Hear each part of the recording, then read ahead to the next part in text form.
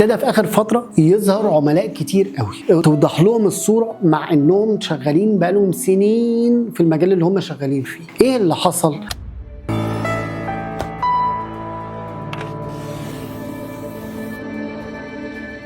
اللي حصل في الفترة الأخيرة إن العرض بقى أكتر من الطلب بكتير، فابتدى يظهر حاجة الناس لخلق السمعة وخلق البراندنج وخلق الهوية وخلق التسويق وخلق البيزنس موديل وخلق إزاي البيزنس ده. ما بقاش الموضوع معتمد على أنا فاتح وهبيع، بقى في زيك كتير. ففي مجالك لو في زيك كتير أنت محتاج تروح لكل اللي احنا قلناه ده عشان البيع يبقى نتيجة، وإلا بقيت أقل واحد في المجال. لان ناس كتير تلاقيها شغاله على البراندنج، ناس كتير شغاله على السمعه، ناس كتير شغاله على الهويه، ناس كتير شغاله على التسويق. فكل واحد شغال على جزئيه بتاثر على البيزنس بتاعه وبتاثر بالايجاب، وبالتالي بتسمع في السيلز. فلو انت مش شغال على كل دول او مش شغال على اجزاء منهم فانت بعيد جدا عن ان انت تكمل اصلا في البيزنس. فدلوقتي علشان العرض بقى اكتر من الطلب بقيت محتاج انك تظهر بشكل مختلف، بقيت محتاج ان انت تبقى متميز بشكل مختلف،